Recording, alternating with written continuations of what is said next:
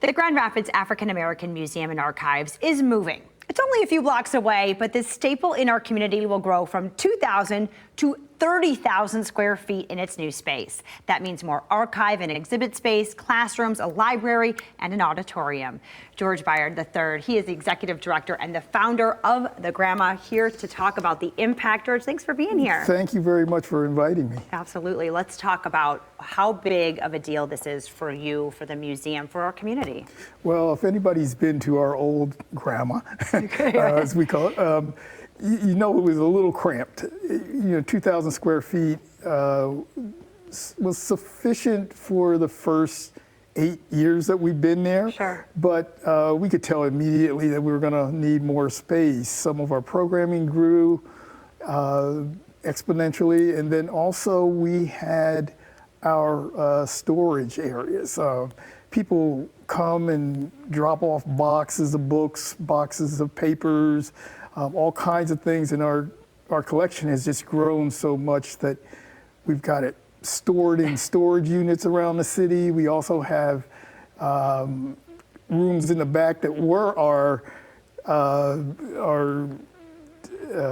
gift shop. Sure. and archives, and now they're just crammed with stuff. So you're collecting. Yes, yeah. So the space is a welcome respite for all of our collections and our exhibits. Wonderful. So let's talk about what people can experience in this new space with all of these other things. I mean, an auditorium and classrooms and a library, dedicated places for all of these things that you have. Well, we actually are using this as a community pride event. We believe that the story of African Americans here in Grand Rapids and Western Michigan is not told. I mean, just the stories that we get weekly, people coming in saying, oh, you need to do an article about this person, or you need to talk about this person. And we're like, no, we never heard that story before. So for us, it's a community pride thing. You know, we are the second largest city in the state, and we should have a museum that represents African American history, which is American history. We should have that here right in Grand Rapids, and now we do. From 2,000 to 30,000 square feet seems like a lot, and we thought it was a lot too until we started to write down all the stories that we wanted to tell. And once we started writing them down, we're like, you know, we could use another 10,000 square feet. Well, there you go. I guess goals, right? Yeah, yes, you gotta get there. Yeah, so let's talk about some of the stories then that you will be able to share in this new space. Well, there's some classic stories. Of course, Grand Rapids has a rich boxing heritage. For instance, the Mayweather family, the Mathis family, as well as other champions have come from Grand Rapids through the Pride Gym, and that story needs to be told.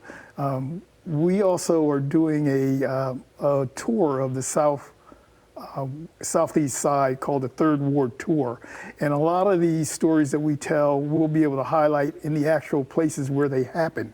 But as far as the museum goes, these stories are going to be constant stories that we tell over and over again. One of the ones I like is a man that came from Grand Rapids, and really literally nobody knows about him. His name is Orville Frazier. He lived in Grand Rapids, and he was listed as one of the top inventors in the country. And he invented a lot of things that kind of go in cars, but he also invented a self-driven rotisserie for your barbecue grill. Oh, and this guy is an African American, lived right on Bemis Street, I believe.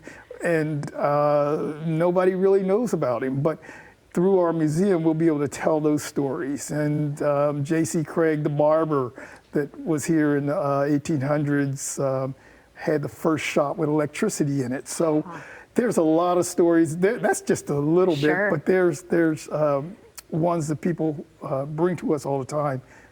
We're going to be doing some community outreach events where, if you know your great-grandfather was, you know, the first doctor or something like that, you can tell us and we'll tell that story. Perfect. So bring your stories Bring to your you. stories to us, yes. I love that. And also become a member, because that is a way you can support the GRAAMA. To support us, becoming a member is the easiest way to do it. And you can go online and see our QR codes and become a member. Our support and sustainability is paramount to making the museum be here for another 50 years. Absolutely, because you're already outgrowing a new space. Oh, yeah. Yes, Right? That's true. That's true. And you guys have some very cool events coming up in October as well, fundraising events. You've got tours, you've got a gala, things coming up. So people can find all of that on your website? They can go onto our website, www.graama.org, and that will get you into our link tree, I guess it's what There it's you called. go. Perfect. You can follow them on Facebook and on Instagram, and there are the addresses right now on Monroe Center still, but soon to be